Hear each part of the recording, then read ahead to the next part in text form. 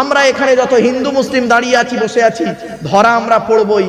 বান্দার তরফের প্রশ্ন, বান্দার তরফ থেকে 10খানা প্রশ্ন হবে, 10 দিকের প্রশ্ন। কদিকের 10 দিকের প্রশ্ন। কি হিন্দু কি মুসলিম কারো ছাড় হবে না, চিন্তা নেই। প্রথম প্রশ্ন হবে, শোন, পৃথিবীতে স্বামী হিসাবে কতটা দায়িত্ব পালন করেছিস? এখানে যারা স্বামী আছেন হিন্দু মুসলিম, স্বামী হিসাবে কতটা দায়িত্ব পালন করেছেন? বিশ্বনবী মুহাম্মদ সাল্লাল্লাহু আলাইহি ওয়াসাল্লাম বলেছেন, প্রত্যেক স্বামীর দায়িত্ব হলো তার স্ত্রীকে কমসে কম 17টা শিক্ষা দিতে হবে। টাইম নেই, ওদিকে গেলাম না। 2 নাম্বার বলা হবে কি, পিতা হিসাবে কতটা দায়িত্ব পালন করেছো? প্রফেট মুহাম্মদ সাল্লাল্লাহু আলাইহি ওয়াসাল্লাম বলেছেন, প্রত্যেক পিতামাতার দায়িত্ব হলো ছেলে মেয়ের উপরে 3টি। টাইম নেই, বাদ দিলাম।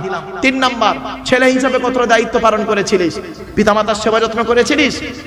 ব্যাস, ধরা পড়ে যাবে। 4 নাম্বার, ভাই হিসাবে কতটা দায়িত্ব পালন করেছিলিস? বোনের ফারাই দিয়ে অংশ দিয়েছিলিস, না বোনের অংশ মেরে নিয়েছিলিস, ভাইয়ের অংশ মেরে নিয়েছিলিস? 5 নাম্বার, চাচা বা কাকা। এখানে যত চাচা বা কাকা বসে আছে দেখবেন, বাপ মারা গেছে, চাচা বেঁচে আছে, ছোট ছোট ভাই বোনের সম্পত্তি উনি নিজের নামে রেকর্ড করে বসে আছে, উনি আবার হাজি সাহেব। ছি ছি ছি ছি ছি ছি ছি ছি ছি, লজ্জা করা উচিত। 6 নাম্বার, খুব ইম্পর্টেন্ট, দুলা ভাই। এরা কি বলেন, আপনারা কি বলেন? দুলা ভাই হিসাবে এখানে যারা দুলা ভাই আছেন, বোনাই আছেন, ওদেরকে ধরা হবে। শালির সঙ্গে কিরূপ আচরণ করেছিলিস? দুলা ভাই। তার সঙ্গে আরেকজন আছে দেবর। আপনারা কি বলেন? দেবর, স্বামীর উপরেরটা না পরেরটাকে বলেন দেবর। এই দেবরদেরকে ধরা হবে। দুলা ভাই বা দেবর হিসাবে কতটা দায়িত্ব পালন করেছি? এরপরে বলা হয়েছে 7 নাম্বার, খালু বা জামাই বাবু হিসাবে ধরা হবে। 8 নাম্বার হলো মামা হিসাবে তোমাকে ধরা হবে। এখানে যত মামা আছেন হিন্দু মুসলিম সকলকে ধরা হবে, তুমি মামা হিসাবে কতটা দায়িত্ব পালন করেছিলে। 9 নাম্বার হলো দাদু হিসাবে, দাদু, বাপের বাপকে কি বলেন? দাদু হিসাবে আপনাদের ধরা হবে, যে বাপের তোকে 4টে ছেলে দিয়েছিলাম, বড় ছেলেটা চাকরি করতে বলে বড় ছেলেদেরকে বিস্কুট লজেন কিনে দিতি, আর ছোট ছেলেটা গরিব বলে তার কিছু দিতি কিনা। তোর মতো দাদু এখানে আজকে নরকবাসিনী বা নরকবাসী বাড়ি থেকে ভাববেন। 10 নাম্বার লাস্ট পয়েন্ট, নানা হিসাবে আপনাকে ধরা হবে। মায়ের বাপকে আপনারা কি বলেন? নানা যারা আছেন তাদেরকে ধরা হবে। বলা হবে, তোর আমি 4টে মেয়ে দিয়েছিলাম, বড় জামাইটা চাকরি করতো, প্রমোটারি ব্যবসা করতো, তার ছেলে মেয়ে যখন আসতো ভালো ভালো খাওয়াতি, আর ছোট জামাইটা কি করতো? লেবারের কাজ করতো। সে যখন তার বউ বাচ্চাকে নিয়ে আসতো তার প্রতি গুরুত্ব ছিল। তোর মতো নানা আজকের জাহান্নামী। তুই যত নামাজ পড়, রোজা রাখ, জ্ঞানী গুণী বুদ্ধিজীবী মানুষ, এই 10টা দায়িত্ব যদি আপনার থাকে, যদি করে যান পৃথিবীতে, সকালবেলা ঘুম থেকে উঠে বলবেন, ইনশাআল্লাহ আমি স্বর্গবাসী, জান্নাতি মানুষ। আর যদি না পারেন, যতদিন বাঁচবেন এই 10টা প্রশ্নের উত্তর খুঁজে বের করবেন। অনুরোধ করে বলে গেলাম, এতক্ষণ আপনাদের কাছে বিভিন্ন দিক থেকে আলোচনা করলাম, বিভিন্ন অ্যাঙ্গেল থেকে কথা বলতে চেয়েছিলাম একটাই, হিন্দু মুসলিম কাঁধে কাঁধ মিলিয়ে চলুন, ভ্রাতৃত্ব বজায় রেখে চলুন, একে অপরের বিপদে ঝাঁপিয়ে পড়ুন, একে অপরের ভালোবাসুন। ভ্রাতৃত্বের ওয়াজ অনেকটা ছিল, কিন্তু টাইম শর্ট বাবা, অতি অল্প টাইমের ভিতরে, শর্ট টাইমের ভিতরে কটা বলবার কটা করব, আলোচনা করতে করতে বিভিন্ন দিক থেকে কথা বললাম। তাই আপনাদেরকে অনুরোধ করছি একটাই কথা, বাপ, আগামী এই জলসার জন্য এমন কোনো ব্যক্তি আছেন, বাপ মারা গেছে, মা মারা গেছে, ভাই বোন, দাদা দাদি, নানা নানি মারা গেছে, তাদের রুহে মাগফিরাতের জন্য, তাদের আত্মার শান্তির জন্য, আত্মার কল্যাণের জন্য এমন কোন ব্যক্তি আছেন, পিতামাতা, মৃত পিতামাতা বা জীবিত বৃদ্ধ মানে বয়স্ক অসুস্থ পিতামাতার জন্য, তারা দাদা দাদি, নানা নানি, শ্বশুর শাশুড়ি, ছেলে মেয়ে, স্বামী স্ত্রীর জন্য একজন ব্যক্তির কাছে আমি কিছু পয়সা চাইছি, ডোনেট চাইছি। এমন কেউ আছেন? দয়া করে একটু দেবেন, ডোনেশন করবেন, একটু ডোনেট করবেন আল্লাহর রাস্তায়। আল্লাহর নবীর জলসায়, কোরআনের মাহফিল, ভ্রাতৃত্বের আলোচনা, হিন্দু মুসলিম সমন্বয়ের আলোচনাতে আপনাদের কাছে আমি কমিটির তরফ থেকে আপনাদের কাছে আমি ভিক্ষা চাইছি।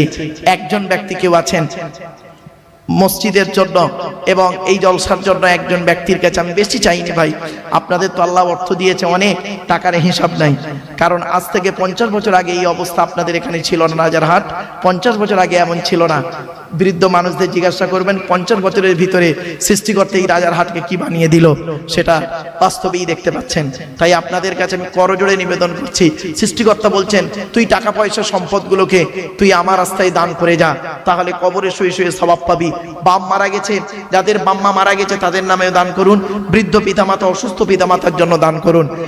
তোরা দেই যাকাত, দেই যাকাত, দেই রে যাকাত, যাকাত না দিলে তোরা পাবি না নাজাত।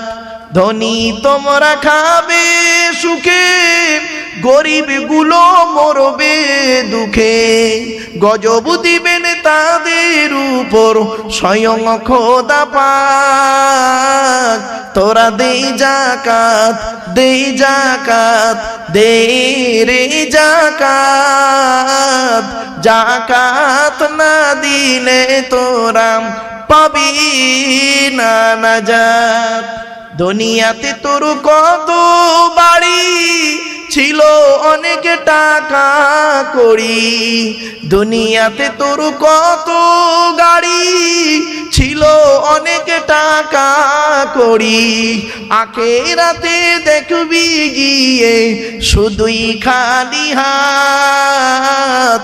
তোরা দে যাকাত, দে যাকাত, দে রে যাকাত, যাকাত না দিলে তোরা পাবি না নাজাত। বাপেরা, যাকাত ফিতরার ধারদার না, শুধু খেতে তার ভুল হয় না। যাকাত ফিতরার ধারদার না, শুধু খেতে তার ভুল হয় না। জাহান্নামে ফেলে তাদের করবে গো আঘাত। তোরা দে যাকাত, দে যাকাত, দে রে যাকাত, যাকাত না দিলে তোরা পাবি না নাজাত। আল্লাহ বলছেন, বান্দা তুই দিবি না? ভারত সরকারের কাছে থাকিস, ভারতের জমিনে থাকিস, ভারত সরকারকে ট্যাক্স দিস, জিএসটি দিস। আর আমি আল্লাহ আমার পৃথিবীতে আছিস, আমার দেওয়া আকাশের পানি, আমার দেওয়া জমিন, আমার দেওয়া সূর্যের আলো, আমার দেওয়া অক্সিজেন, তা আমার ট্যাক্স দিবি না? আল্লাহ বলছে আমাকে ট্যাক্স দে। আর যদি আমার ট্যাক্স যদি না দিস, তাহলে মনে রাখিস, মনে রাখিস তোদের দান করতে হবে না। আমি কিভাবে জিএসটি কেটে নেবো তোরা বুঝতেই পারবি না। কিরকম কিরকম মনে রাখিস, দান করবি না তো দান করতে হবে না। তোর বইয়ের পেটে বাচ্চা, মনে রাখিস, তোর স্ত্রীর পেটে বাচ্চা, ডাক্তারে বলেছে নরমালে হবে, 20,000 টাকা খরচা, পাটা বাঁকিয়ে দেবো, মাথাটা উপরের দিকে দেবো, সিজার করতে হবে প্লাস অপারেশন করতে হবে, 1.5 লক্ষ টাকা খরচা। দিবি নি? কিভাবে নেবো তুই বুঝতেই পারবি না। ধান পেলি 100 বস্তা, ধান পেলি 2.5 বস্তা তো দেবার কথা, তুই দিলি না, সব গোলায় রেখে দিলি। মনে রাখি, ইঁদুরদের বলে দেবো 6 বস্তা খেয়ে নে, রাগ করবেন না। আল্লাহ বলে টাকা দেবো, রাজারহাটের মানুষ তোদের টাকা দেবো। দরজা যদি কারোর জন্য খুলে দিই, পৃথিবীর কারোর ক্ষমতা নেই সেটাকে বন্ধ করে। আর আমার রহমতের দরজা যদি কারোর জন্য বন্ধ করে দিই, পৃথিবীর কারোর ক্ষমতা নেই সেটাকে খুলে দেয়। অতএব সৃষ্টিকর্তা যাকে চায় তার দ্বারাই কাজ করিয়ে নেয়। তবে যুবকদেরকে বলি, প্রেমিকার নামে দিলে কোনো গ্যারান্টি নেই। আরে রাগ করবেন না, বহুদিন আগের ঘটনা, একটা বাস্তব অভিজ্ঞতা বলছি। 2000 সালে ওয়াজ করছি, আজ থেকে 25 বছর আগে 2000 সালে ওয়াজ করছি। জায়গাটার নাম আর বললাম না। তো আমি এখন জলসা শেষের পথে, প্রায় 3 ঘন্টা ওয়াজ হয়ে গেছে জানেন। আর আমাকে একজন সভাপতি এসে বলছে, হুজুর একটু মসজিদে যেন কালেকশন করবেন। তা আমি তখন কালেকশন ভালো করতে পারতাম না, এখনো পারি না, ভালো লেখাপড়া তেমন নেই, তার পারবো কি? তো এবার আমি করেছি কি, আমি ওয়াজের কালেকশনের শুরুতে বলেছি, বাবারা আল্লাহর ঘরে দান করুন, মনের আশা পূর্ণ হবে বলেছি। বলতে করেছি কি, একটা বুড়ো লোক বাপের নামে 1000 টাকা দিল, আমি নারায় তাকবীর দিয়েছি। আর একটা বুড়ো লোক মায়ের নামে 1000 দিল, আমি নারায় তাকবীর দিয়েছি। হঠাৎ দেখি একজন যুবক ছেলে সাদা কাগজে লিখে পাঠিয়েছে, আসসালামু আলাইকুম হুজুর, আমি আমার প্রেমিকার নামে 500 টাকা দান করলাম। আমি কাগজটা পড়ে বলছি দানের কোনো গ্যারান্টি নেই। স্টেজ থেকে নেমেছি, আড়াল মতো জায়গায় আমাকে পেয়ে বলছে, হুজুর আল্লাহর কসম করে বলছে, হুজুর আমি ওই কাগজটা দিয়েছিলাম। তাই বললাম, কিরে ভাই, তোর বাপ মা দাদা দাদি নানা নানি কেউ মরেনি, তাদের নামে দিলিনি, তুই প্রেমিকার নামে দিলি? ও কি বললো জানেন আমাকে? কি বললো শুনবেন? হুজুর আপনিই তো বললেন আল্লাহর ঘরে দান করলে মনের আশা পূর্ণ হয়। আল্লাহর কসম করে বলছি, আল্লাহর কসম করে বলছি, 1 সপ্তাহ হলো ফোন তোলে না, ফোন তোলে না, খালি ওয়েটিং ওয়েটিং ওয়েটিং ওয়েটিং। ওর নামে 500 টাকা দিলাম যাতে আল্লাহর মনটা নরম করে, যাতে ফোনটা তোলে। আমি তখন ওকে বলছি, বন্ধু শোন, কিছু মনে করি না, চাইনিজ মাল বেশি দিন টেকে না। এই ছেলে, এই যুবক ছেলেরা, হিন্দু মুসলিম শুনে নাও বাবা, ভালোবাসা আর ভালো লাগা দুটো এক নয়। ভালোবাসা ভালো লাগা, আবেগ আর বিবেক, ইতিহাস। হ্যালো হুজুর, গোপনে 2000 টাকা। আই দেখেন কোরআনে আল্লাহ পাক বলেছেন আল্লাযীনা ইনফিকুনা আমওয়ালাহুম বিল-লাইলি ওয়ান-নাহার সিররাম ওয়া আলানিয়াতান ফালাহুম আজরুহুম ইনদা রাব্বিহিম ওয়া লা খাউফুন আলাইহিম ওয়া লা হুম ইয়াহজানুন। 3 নম্বর পারা 5 নম্বর পাশা 14 13 14 15 নম্বর লাইন সূরার নাম সূরা বাকারা। সেখানে বলা হয়েছে কি যারা গোপনে দান করে প্রকাশ্যে দান করে তাদের জন্য রয়েছে উত্তম বদলা। রাতের বেলা দান করে দিনের বেলা দান করে। একজন গোপনে 2000 টাকা দিয়েছে 26000 টাকা হয়ে গেল। নারায়ে তাকবীর। স্ত্রীকে ভালোবাসুন। রাসূলুল্লাহ বলেছেন, শুনে নিন, রাসূলুল্লাহ বলেছেন স্ত্রীকে নিয়ে মাঝে মাঝে বেড়াতে যাবে। ইকোপার নিকোপার চিড়িয়াখানা ভিক্টোরিয়া জাদুঘর তারামণ্ডল নিজের স্ত্রীকে নিয়ে বেড়াতে যাবেন, তবে বউটা যেন নিজের বউ হয়, অন্যের বউ নয়। রাগ করবেন না, কথাটা শুনতে হয়তো সাময়িক খারাপ লাগলো কিন্তু বাস্তব কথা বলছি। অনেক ছেলে কি করেন, নিজের স্ত্রীকে নিয়ে ভালোবাসুন। শুনে রেখে দিন, রাসূলুল্লাহ বলেছেন তুমি তোমার স্ত্রীকে ভালোবাসো। আর এই পৃথিবীর জমিনে সবথেকে সেরা নার্স, সেদিন আমি স্টুডেন্টদের বলছি, বল যাই বলতো দেখি পৃথিবীর সেরা নার্সের নাম কি? তো একজন বলছে স্যার ফ্লোরেন্স নাইটিঙ্গেল। তাহলে তোর বোকা, পৃথিবীর সেরা নার্স হলো স্ত্রী, ওয়াইফ। ওয়াইফ পৃথিবীর সেরা নার্স। হসপিটালের নার্স, নার্সিং হোমের নার্স, তারা টাকার মাধ্যমে জামাটা খালি চেঞ্জ করে দিতে পারে, আর ইনজেকশনটা দিতে পারে, ওষুধটা খাওয়াতে পারে, আর কিছু পারে না। কিন্তু তোমার স্ত্রী তোমার জন্য কি করতে পারে? শারীরিক, মানসিক, দৈহিক সব দিকের সহযোগিতা করতে পারে। ঠিক না ঠিক? এজন্য স্ত্রী হলো পৃথিবীর সেরা নার্স। এজন্য স্ত্রীকে ভালোবাসুন, দেখবেন আল্লাহর রহমত নাজিল হবে। অনুরোধ করে বলি, খোদা রাস্তায় করিতে ব্যয়, ব্যথা লাগে যার কলি যায়। খোদা রাস্তায় করিতে ব্যয়, ব্যথা লাগে যার কলি যায়। জাহান্নামে ফেলে তাদের কাটবে দুটি হাত। তোরা দে যাকাত, দে যাকাত, দে রে যাকাত। যাকাত না দিলে তোরা পাবি না নাজাত। আগে ভালো ছেলে হন, পরে ভালো জামাই হবেন। আমরা এখানে ভালো জামাই হতে পেরেছি, কি হিন্দু কি মুসলিম, আমরা ভালো জামাই হতে পেরেছি, ভালো ছেলে হতে পারিনি। ঠিক না বেটি? আমার শ্বশুর আমাকে কি বলে জানেন? আমার জামাই খুব ভালো। আমার শাশুড়ি আমাকে কি বলে? আমার জামাই খুব ভালো। আমার জন্মদাতা বাপটা কি বলে শুনবেন? ওকে জন্ম দিয়ে পাপ করেছি। পেটে ধরা মাটা কি বলে শুনবেন? ওকে পেটে ধরে ভুল করেছি। কেন? যে মা ছোটবেলায় আমাকে আপনাকে করে করে আদরের চুমা দিল, কি এমন কাজ করলেন, কার মাধ্যমে করলেন, সেই বাম্মা আজকের এই কথা বলে। শুনে নিন, 75 বছরের বুড়ো বাপটা যদি 50 বছরের ছেলেটাকে একবার আব্বা বলে ডাকে, ওই 75 বছরের বুড়ো বাপের আব্বা ডাকটা হলো আল্লাহর রহমতের আরশে আজিমের ডাক। এজন্য অনুরোধ করে বলে যাচ্ছে, আগে ভালো ছেলে হন, পরে ভালো জামাই হবে। আমরা ভালো জামাই হতে পেরেছি, ভালো ছেলে হতে পারিনি। তো কলকাতার জমিনে, কারণ এখানে তো টাইম তো আপনারা বেশি পাচ্ছেন। আমি ভারতবর্ষের বিভিন্ন জায়গায় কি বলবো, দিল্লি, বোম্বাই, হায়দ্রাবাদ, আহমেদাবাদ, লখনৌ, বেনারস, আসাম, ত্রিপুরা, মেঘালয়, মণিপুর, ইম্ফল, যোধপুর, জয়পুর, ভাইজাগ, পাটনা, কটক, ভুবনেশ্বর, কোথায় যায়নি। এই মাসেই বহু জায়গায় রয়েছে। আবার গত মাসেও গিয়েছি প্রচুর। যেখানে গিয়েছি তাদের টাইম হলো 10টা। তাদের টাইম হলো 10টা, হার্ডলি 10টার বেশি মাইক চালাতে দেবে না। বোম্বাইতে তাই, দিল্লিতেও তাই, রাজস্থানেও তাই। তো এই জন্য বলি বাপ, আল্লাহর শুকরিয়া আদায় করি, আমরা কিছুটা সময় পেয়েছি প্রশাসনের তরফ থেকে। থানার ওসি, আইসি তারা পূর্ণ সহযোগিতা করেছেন আপনাদের, আলহামদুলিল্লাহ। হ্যাঁ, তাবারুকের ব্যবস্থা আছে। আর আপনাদের বলে দিই, আপনার আমার সব থেকে ভালো লেগেছে কি জানেন?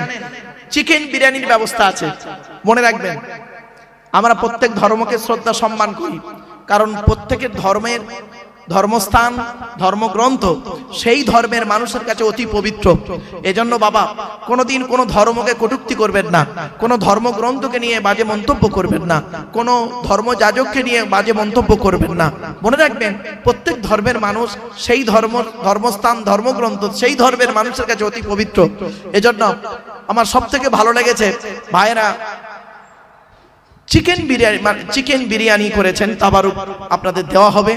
তো আপনারা সকলে একটু দয়া করে ভিতরে চলে আসুন। হিন্দু মুসলিম সমন্বয়ে এই আলোচনা, এতক্ষণ আপনাদেরকে যে আমি বিভিন্ন দিক থেকে আলোচনা করতে চেয়েছিলাম, একটাই উদ্দেশ্য ছিল, ভ্রাতৃত্ব বজায় রাখুন, ভালোবাসা থাকুক, একে অপরের মধ্যে ভক্তি শ্রদ্ধা রাখুন, একে অপরের বিপদে ঝাঁপিয়ে পড়ুন। তেমন ইলিম কালাম আমার নেই বাপ, সত্য কথাই বলি। আলোচনার শুরুতেই আপনাদের কাছে স্যারেন্ডার হয়ে যাওয়াটাই ভালো। আমি মনে করি আমার জ্ঞানটা হলো সীমিত কিছু বই পুস্তক অক্ষর সিলেবাসের জ্ঞান, আর আপনাদের জ্ঞানগুলো হলো বিভিন্ন রকম কোয়ালিটি কোয়ান্টিটি বক্তার বক্তব্য শোনা জ্ঞান। তা আমি মনে করি আপনাদের জ্ঞানগুলো হলো প্রশান্ত মহাসাগরের মতো জ্ঞান, আর প্রশান্ত মহাসাগরের উপরে ছোট্ট একটা কলসির মতো আমার জ্ঞান। আমি আপনাদের জ্ঞান দিতে এসেছি, এটা যেন কোনোদিন ভাববেন না আমি আপনাদের জ্ঞান দেওয়ার ক্ষমতা রাখি নাই। পেশাগত দিক থেকে বর্তমানে আমি একজন উচ্চ মাধ্যমিক হাই মাদ্রাসার শিক্ষক, কলেজ এবং ইউনিভার্সিটির ছেলে মেয়েও পড়াই। কাজেই আমাকে একজন ছাত্র বলতে পারেন। আমি এখনো 5টা ধর্মগ্রন্থের ছাত্র। ইহুদিদের সব থেকে বড় ধর্মগ্রন্থের নাম কি জানেন? পৃথিবীর সব থেকে বড় ধর্মগ্রন্থ, আকারে বড়, পৃথিবীর সব থেকে বড় ধর্মগ্রন্থ, তার নাম হলো ইহুদিদের ধর্মগ্রন্থ, নাম হলো তার তওরাত। কি বললাম বাবা? তওরাত। সেই তওরাত কিতাবের আমি একজন ছাত্র। তওরাত কিতাবের পরিচয়টা দিয়ে আজকে আপনাদের। তওরাত কিতাব হলো 1000 পারা বা খণ্ড। আমি আগেই বলেছি, কখনো বলবো পারা, কখনো বলবো খণ্ড, একটু মানিয়ে নেবেন। পারাটা মুসলিম ভাইয়েরা বুঝবেন, অমুসলিম ভাইয়েরা কিন্তু পারা শব্দটা বুঝবে না। যদি বলি খণ্ড শব্দটা বুঝে নেবেন। কিছু বুঝতে পারছেন আমার কথা? চলো প্লিজ অ্যাটেনশন। তওরাত কিতাবটা এসেছে মুসা বলে একজন নবীর উপরে। কবে এসেছিল? 1000 পারা বা খণ্ড বিশিষ্ট রমজান মাসের 6 তারিখে। সেই তওরাত কিতাবের আমি একজন ছাত্র। আরেকটি কিতাব এসেছিল পৃথিবীর মানুষকে সঠিক পথে চালনা করার জন্য। কিতাবটির নাম হলো জবুর কিতাব। যে নবীর উপরে এসেছিলেন সেই নবীটির নাম হলো দাউদ নবী, ইহুদিরা যাকে বলে ডেভিড। জবুর কিতাব কত পারা বা খণ্ড? 150 পারা বা খণ্ড। কবে এসেছিল? রমজান মাসের 8 তারিখে। তা তওরাত এলো 6 তারিখে, জবুর এলো 8 তারিখে। আর একটি কিতাব এসেছিল পৃথিবীর মানুষকে সঠিক পথে চালনা করানোর জন্য। সেই কিতাবটির নাম হলো ইনজিল। কিতাবটি হলো ঈসা নবীর উপরে নাজিল হয়েছিল। ঈসা বলে একজন নবী আছে। ওই ইনজিল কিতাবকে আবার 2 ভাগে ভাগ করা হলো, নাম হলো বাইবেল দেওয়া হলো, ওল্ড টেস্টামেন্ট, নিউ টেস্টামেন্ট। ইনজিল কিতাব কত পারা বা খণ্ড? 27 পারা বা খণ্ড। কবে এলো? রমজান মাসের 18 তারিখে। 3টি কিতাব হলো। আর আমার সনাতন ধর্মের ভাইরা যারা আমার বক্তব্য শুনতে এসেছেন, আসছেন এবং আসবেন, শ্রীমতী ভগবত গীতারও আমি একজন ছাত্র। আর 5ম হলো দি হলি কোরআন। আপনারা সকলেই জানেন ইসলাম ধর্মের ধর্মগ্রন্থ দি হলি কোরআন হযরত মুহাম্মদ সাল্লাল্লাহু আলাইহি ওয়াসাল্লামের উপরে 610 খ্রিস্টাব্দে 1 ফেব্রুয়ারি সোমবার। কথা বললাম? হ্যাঁ, একটু মাথায় রাখুন এগুলো। আমার বক্তব্যের শুরুতে ইন্ট্রোডাকশনটা যদি মাথায় না রাখেন বুঝতে পারবেন না। 610 খ্রিস্টাব্দে 1 ফেব্রুয়ারি সোমবার। আজকে তারিখটা কত আছে বাবা? 4ই জানুয়ারি। জানুয়ারি মাসের 4 তারিখ 2026 সাল, রবিবার। আজকের বাড়িতে যাবেন, বাড়িতে গিয়ে লিখবেন, ঠিক এইভাবেই লিখবেন 4/4/1/2025। এই 2026 তওবা, এই মানে টাটকা গেছে তো যেন ভুলতে পারছি না। টাটকা গেছে 25 তো যেন ভুলতে পারছি না, বেরিয়ে পড়েছে। চলো, তো 2026 লিখলেন 4/1/2026 রবিবার। আর নিচেই লিখবেন 1/2 1 ফেব্রুয়ারি মানে 1/2 610 সাল সোমবার। বাড়িতে গিয়ে মাইনাস প্লাস করবেন, করলেই পেয়ে যাবেন কতদিন আগে এই কোরআন পৃথিবীতে এসেছে। কোরআন হলো 30 পারা বা খণ্ড, 22 বছর 9 মাস 14 দিন, কম বেশি 23 বছর ধরে কোনো ঘটনাকে কেন্দ্র করে, কোনো ব্যক্তিকে কেন্দ্র করে, কোনো বস্তুকে কেন্দ্র করে, কোনো জায়গাকে কেন্দ্র করে অবতীর্ণ হয়েছে। 6000 আয়াত নাজিল হয়েছে, 12000 জায়গায় নাজিল হয়েছে মুহাম্মদ সাল্লাল্লাহু আলাইহি ওয়াসাল্লামের উপরে। এবং সেই কোরআন হলো 30 পারা বা খণ্ড বিশিষ্ট, রমজান মাসের লাইলাতুল কদরের রাতে। এই 5টা ধর্মগ্রন্থের আমি একজন ছাত্র বাবা। আমি তেমন জ্ঞানী মানুষ নই, আগেই বলে দিচ্ছি। ভাষাগত দিক থেকে যদি ত্রুটি হয়ে যায়, মানুষ মাত্রই ভুল হয়, ক্ষমার নজরে দেখবেন। এই আশা আকাঙ্ক্ষা রেখে আলোচনার সূচনা হচ্ছে। হযরত মুহাম্মদ সাল্লাল্লাহু আলাইহি সাল্লাম তিনি লেকচার দিতেন, ওয়াজ করতেন।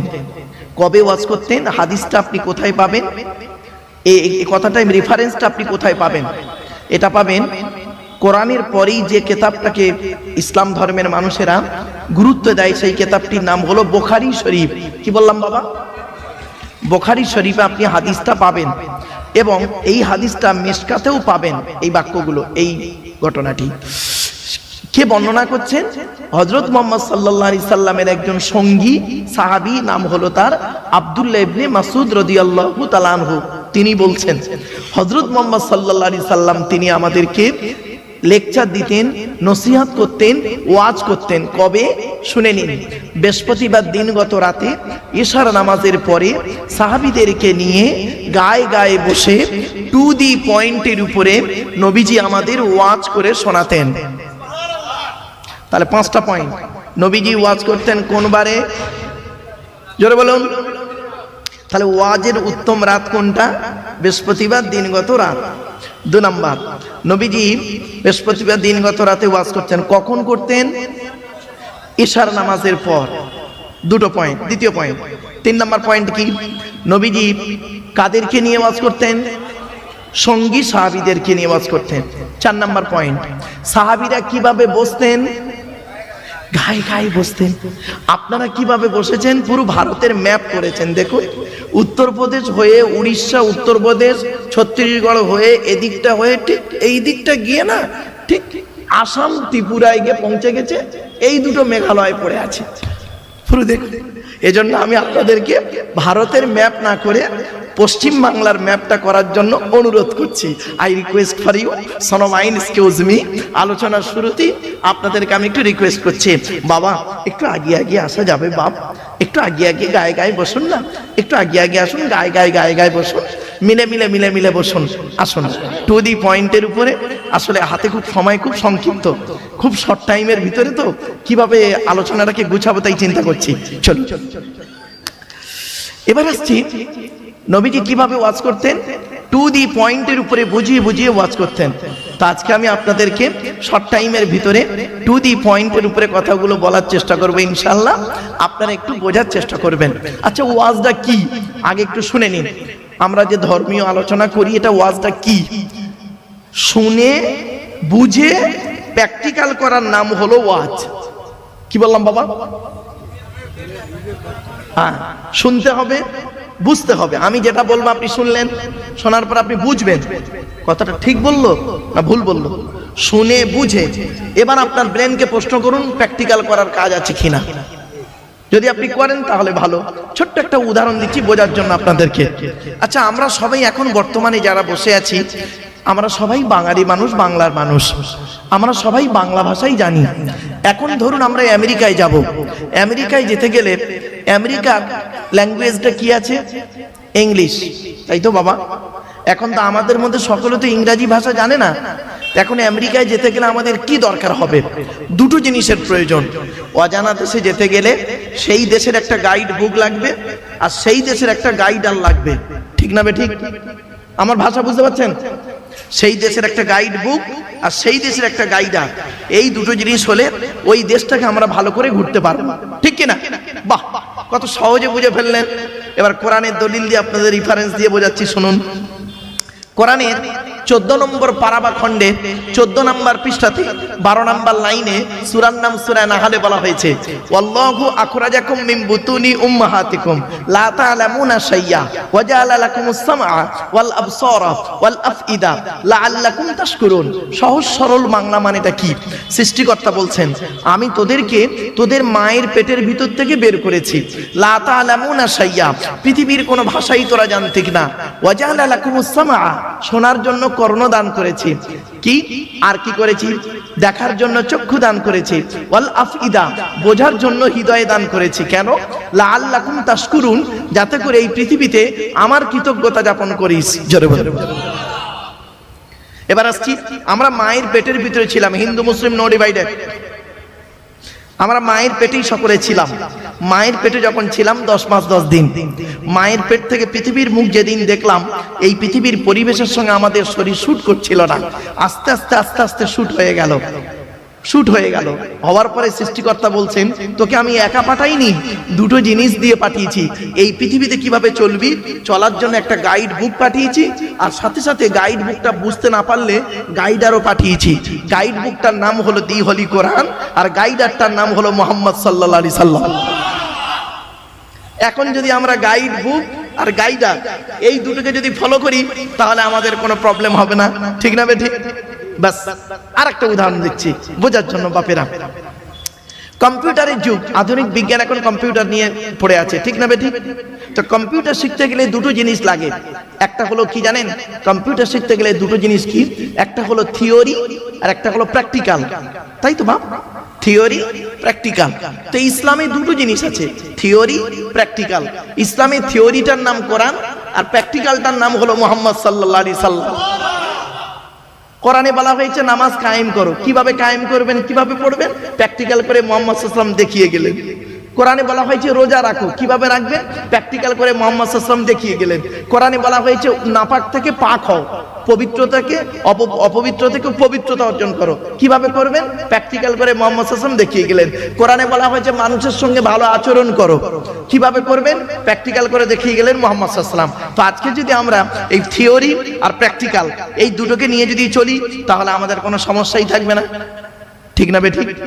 চলো, তো আজকের আলোচনার শুরুতেই শ্রদ্ধেয় সভার সভাপতি সাহেব, আমন্ত্রিত উলামা হযরত, জ্ঞানী গুণী বুদ্ধিজীবী এবং দিন দরদি, ইসলাম দরদি, মুমিন মুত্তাকি মুসলমান, সালেহ নিক্কার আল্লাহওয়ালা বাবাজিরা, আমার যুবক ভাইরা, স্নেহের কচি কচি বাচ্চারা, পর্দার অন্তরালায় পর্দানসীনা মা ও বোনেরা, এবং তার সাথে জানাই আমার আওয়াজ শ্রবণকারী মুসলিম অমুসলিম সমস্ত জাতির মানুষেরা, সৃষ্টিকর্তার কাছে আমরা কৃতজ্ঞতা যাপন করি এ কারণেই, যিনি আমাদেরকে বসিয়েছেন রাতের আরামকে হারাম করে দিয়ে, মূল্যবান সময়কে ব্যর্থ দিয়ে, রাতের অনেক কাজকে ফেলে রেখে আমরা এখানে বসেছি কিছুক্ষণ কোরআন হাদিস ইজমা কিয়াসের ধর্মের কিছু কথা, যে কথাগুলো শুনলে আগামীতে কিভাবে চলবো এবং আমাদের জীবনের ভুলগুলো সংশোধন করতে পারবো, সেই শোনার বোঝার আমল করার উদ্দেশ্য নিয়ে যিনি আমাদেরকে বসিয়েছেন সেই সৃষ্টিকর্তার দরবারে একবার শুকরিয়া যাপন করি, বলুন আলহামদুলিল্লাহ।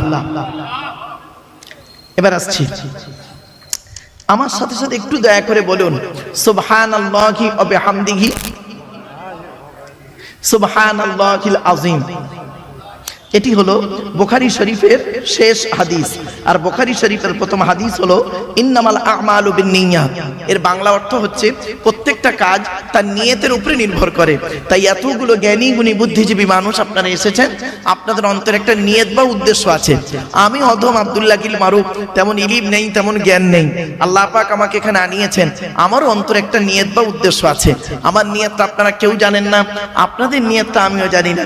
সুতরাং উভয়ের নিয়ত যিনি জানেন তিনি কে? আল্লাহ। ইন্নাল্লাহা আলিমুম বিদাতিস সুদূর, নিশ্চয়ই সৃষ্টিকর্তা প্রত্যেকের অন্তরের খবর জানেন। তাই আজকের এখানে যা কিছু আলোচনা হবে আপনাদের মাঝে আমার মাঝে, আজকের আলোচনার সাক্ষী থাকবে কে? আল্লাহ। আল্লাহু শাহীদুম বাইনি ওয়া বাইনাকুম, আপনাদের মাঝে আমার মাঝে আজকের আলোচনার সাক্ষী রাখলাম সৃষ্টিকর্তা আল্লাহ পাককে। এবারে আসছি আলোচনার বিষয়বস্তু সম্পর্কে। কিসের উপরে আজকের আলোচনা করব? আজ আমি আপনাদের কাছে মাত্র 3টি বিষয়ের উপরে আলোচনা করব। কটি? 3টি বিষয়ের উপরে আলোচনা করব। তবে আমি বাবা একটু স্পিডে কথা বলি, একটু মানিয়ে নেবেন। হ্যাঁ, এখন একটু ধীরে ধীরে বলছি, একটু স্পিডে কথা বলি, একটু মানিয়ে নেবেন। চলো, আজকে আমি আপনাদের কাছে 3টি বিষয়ের উপরে আলোচনা করব। কি কি একটু বলে দিই আগে। প্রথমে, যার দেওয়া পৃথিবীতে বাস করি, যার দেওয়া সূর্যের কিরণ গায়ে লাগাই, যার দেওয়া চাঁদের প্রতিফলিত রশ্মি রাতে ব্যবহার করি, যার দেওয়া আকাশের পানি পান করি, যার দেওয়া জমিনের তলা থেকে পানি তুলে পান করি, যার দেওয়া জমিনে ঘর বেঁধে থাকি, চাষ করে খাই, যার দেওয়া অক্সিজেন ফিরি নেই, কার্বন ডাই অক্সাইড ছেড়ে দিই, এ সমস্ত অবদান কার? তাই জীবনের সব ক্ষেত্রে জন্ম থেকে মৃত্যু পর্যন্ত মাথা নত করব, সাজদা দেব, ভিক্ষা চাইব একমাত্র শুধুমাত্র কার কাছে? ব্যাস, এটা যত তাড়াতাড়ি বুঝতে পারবেন তত তাড়াতাড়ি আমার বক্তব্য আপনাদের বোধগম্য হবে। It is my concept.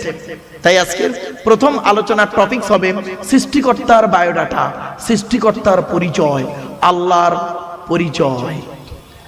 আল্লাহর পরিচয় হলো, আল্লাহ নিজেই বলছেন, সৃষ্টিকর্তা নিজেই বলছেন, কোরআনের মধ্যে আছে মাত্র 4টি। সৃষ্টিকর্তা হতে গেলে তার 4টে পরিচয়। এই চারটে জিনিস যার মধ্যে দেখবেন তাকে সৃষ্টিকর্তা বলে মেনে নেবেন। আমি আপনাদের বলে যাচ্ছি, সৃষ্টিকর্তা হতে গেলে তার চারটে শর্ত আছে, চারটে শর্ত আমি বলে দিচ্ছি, একটু পরেই দাঁড়ান। 2 নাম্বার হলো, সৃষ্টিকর্তা যুগে যুগে মানুষকে সঠিক পথে চালনা করানোর জন্য নবী এবং রসুল পাঠিয়েছেন, অ্যাপোস্টল প্রফেট পাঠিয়েছেন, নবী পাঠিয়েছেন, রসুল পাঠিয়েছেন মানুষকে সঠিক পথে চালনা করানোর জন্য। এই নবীদের পরিচয় হলো মাত্র 3টে। কটা? 3টে। তাহলে সৃষ্টিকর্তার পরিচয় কটা? 4টে। নবীদের 3টে। এবার বাকি আছি আমরা। আমাদের পরিচয় হলো টোটাল কোরআনে আছে মাত্র 2টো। কটা? ব্যাস। আজকে যদি সৃষ্টিকর্তার পরিচয়, আল্লাহর পরিচয় 4টে, নবীদের পরিচয় 3টে, আর আমাদের পরিচয় 2টো, এই 3টে বিষয়ে যদি আপনাদের বোঝাতে পারি তাহলে কষ্ট করে আপনাদের এখানে আসাটা সার্থক, আর জলসা দেওয়াটাও সার্থক। ঠিক না ঠিক? ব্যাস, চলো শুরু করছি। তার আগে আর একটা কথা বলে নিচ্ছি বাপ, পৃথিবীর সব থেকে কঠিন কাজ কি জানেন? আমি আমার স্টুডেন্টদেরকে একদিন, MA সেকেন্ড ইয়ারের স্টুডেন্টদেরকে একদিন প্রশ্ন করছি, পৃথিবীর সব থেকে কঠিন কাজ কি বলতো, আর পৃথিবীর সব থেকে সহজ কাজ কি বল। তখন স্টুডেন্টরা পুরো চুপ হয়ে আছে, মাস্টার ডিগ্রি স্টুডেন্ট তো পুরো চুপ হয়ে আছে। তো তখন বলছে, একজন বলছে, স্যার মানে বলতে পারছে না ভয়তে, কি বলবো, পৃথিবীর সব থেকে কঠিন কাজ কি আর পৃথিবীর সব থেকে সহজ কাজ কি? দয়া করে একটু শুনে যান, হিন্দু মুসলিম সকলকেই অনুরোধ করছি, চলো শুনে নিন। পৃথিবীর সব থেকে কঠিন কাজ হলো আত্মসমালোচনা করা। কিছু বললেন? নিজেকে নিয়ে সমালোচনা করা পৃথিবীর সব থেকে কঠিন কাজ। আত্মসমালোচনা করো। এই জন্য বিবেকানন্দ একটা কথা বলতেন, বিবেকানন্দ বলতেন, লোকে কি হয়েছে, কি দেখেছে, কি শিখেছে এটা বড় কথা নয়, তুমি নিজে কি হয়েছো, কি দেখেছো, কি শিখেছো, এটাই হলো মূল ব্যাটা। আমরা আত্মসমালোচনা করি না। আসুন না একটু আত্মসমালোচনা করি নিজেকে নিয়ে। কি আপনি এখানে বসে দাঁড়িয়ে একটু চিন্তা করুন তো, আমি কি একজন মানুষ? একজন মানুষ হতে গেলে পৃথিবীতে তার কি কি কোয়ালিটি কোয়ান্টিটি থাকা দরকার, সেগুলো কি আমার মধ্যে আছে?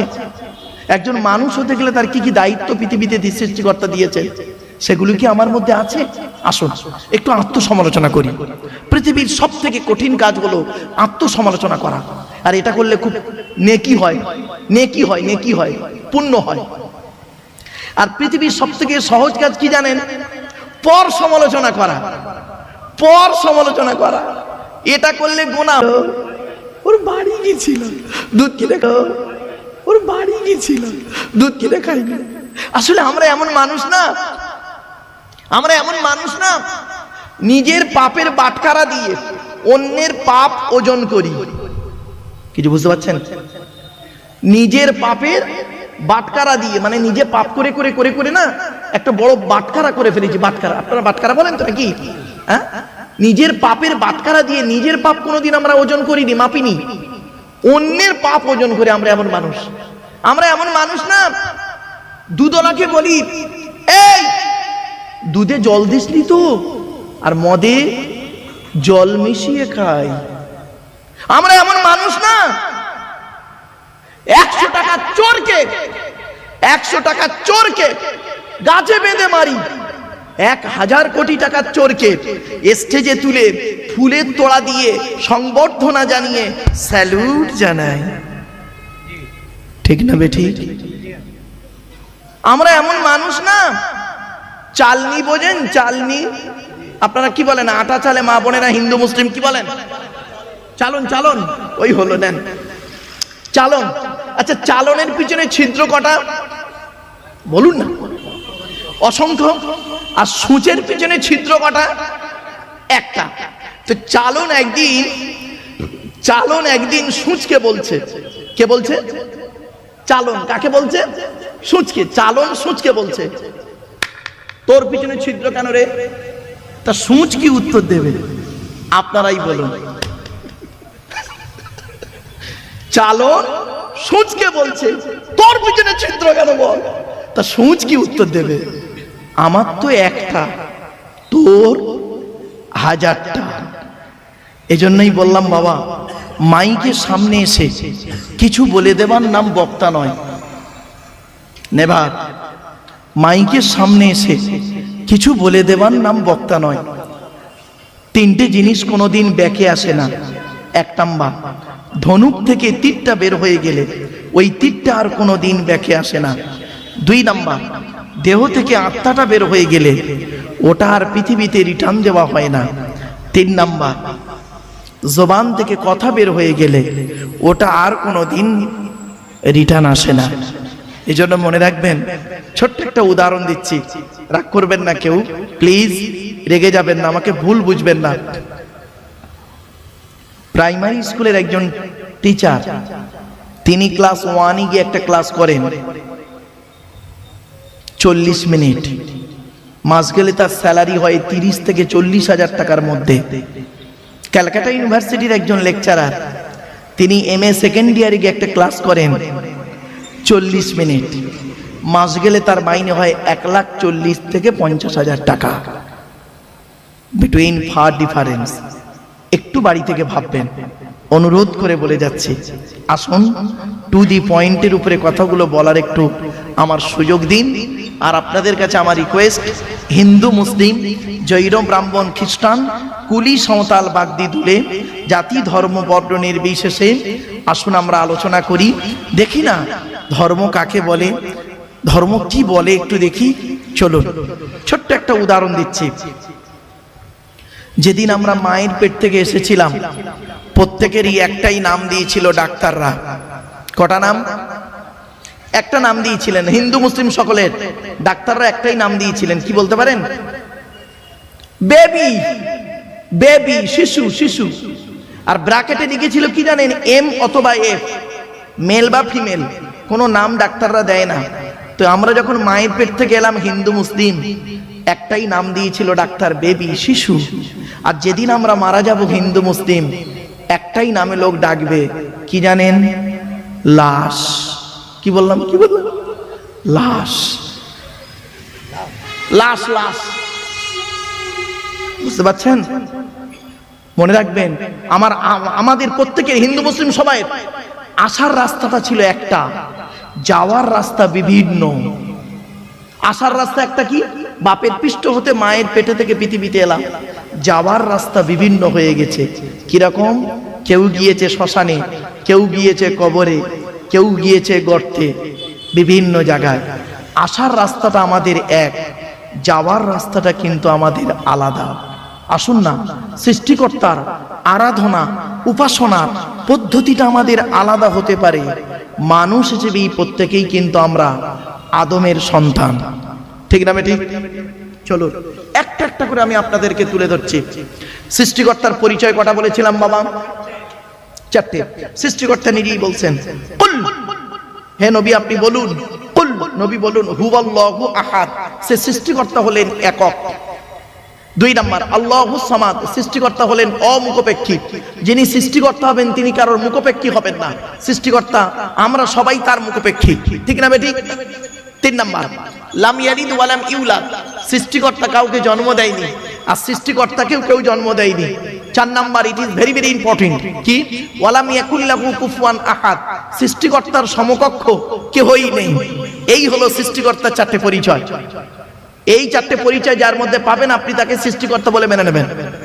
আমি আপনাদেরকে অনুরোধ করে গেলাম, সৃষ্টিকর্তা হতে গেলে তার শর্ত হলো 4টে শর্ত। 1 নাম্বার হলো কি? একক হতে হবে, একক। 2 নাম্বার, সৃষ্টিকর্তা কারোর মুখপেক্ষী হবে না, সারা পৃথিবী তার মুখপেক্ষী হতে হবে। এবার আপনি দেখুন 3 নাম্বার, সৃষ্টিকর্তা হতে গেলে তিনি কাউকে জন্ম দেবেন না, তাকে কেউ জন্ম দেবে না, তাকে যে জন্ম দেবে সেও তো সৃষ্টিকর্তা হয়ে গেল, ঠিক না বেটি? 4 নাম্বার, সৃষ্টিকর্তা তিনিই হবেন, তার সমকক্ষ কেউ হবে না। কিছু বুঝতে পারছেন? এই 4টে পরিচয় যার মধ্যে পাবেন তাকে সৃষ্টিকর্তা বলে মেনে নেবেন। চলুন, এরপরে সৃষ্টিকর্তা বলছেন, হে পৃথিবীর মানুষ, আমি তোদেরকে সৃষ্টি করেছি, তো দেহের মধ্যে আমি 4টে জিনিস দিয়েছি গুরুত্বপূর্ণ। কটা কটা কটা? আমাদের দেহের মধ্যে 4টে জিনিস সৃষ্টিকর্তা দিয়েছেন গুরুত্বপূর্ণ। কি কি? 4টে অর্গান। 1 number, brain. সৃষ্টিকর্তা বলছেন তোর ব্রেন দিয়েছি, ব্রেনটা নিয়ে ভালো চিন্তা করবি, লোকের গোঁজা মেরে মেরে বেড়াবি না, ভালো চিন্তা করবি। ব্রেনকে নিয়ে গবেষণা কর, চিন্তা কর। 2 নাম্বার হচ্ছে heart, 3 number liver, 4 number kidney. এই 4টের একটা খারাপ হলে আপনি মারা যাবেন, ঠিক না বেটি? এরপরে সৃষ্টিকর্তা বলছেন তো দেহের মধ্যে আমি 9টা ছিদ্র দিয়েছি। 9টা ছিদ্র কি কি? কি হিন্দু কি মুসলিম কোনো পার্থক্য নেই। 9টা ছিদ্র আমাদের দেহের মধ্যে আছে। 2 চোখ, 2 নাক, 2 কান, 1টা গাল, 7টা সামনে পেছনে। এই হলো 9টা ছিদ্র। এই 9টা ছিদ্রের যে কোনো একটা ছিদ্রের মাধ্যমে সৃষ্টিকর্তা আমাদেরকে ফেরেশতার দ্বারা আত্মা বের করে নেয়। আপনাদের এলাকায় কত হিন্দু মুসলিম মারা গেছে? কি হিন্দু কি মুসলিম মারা গেছে, গিয়ে দেখবেন লোকটা মারা গেছে। লোকটা মারা গেছে, গিয়ে দেখবেন লোকটা পেশাব ফিরে ফেলেছে, ঠিক না বেঠিক? বুঝে নেবেন আত্মাটা সৃষ্টিকর্তা ওর পেশাবের রাস্তা দিয়ে বের করেছে। কোথায় আছেন আপনি? কত মানুষ মারা গেছে দেখবেন, গিয়ে দেখবেন পায়খানা ফিরে ফেলেছে লোকটা। বুঝে নেবেন সৃষ্টিকর্তা ওর আত্মাটাকে পায়খানা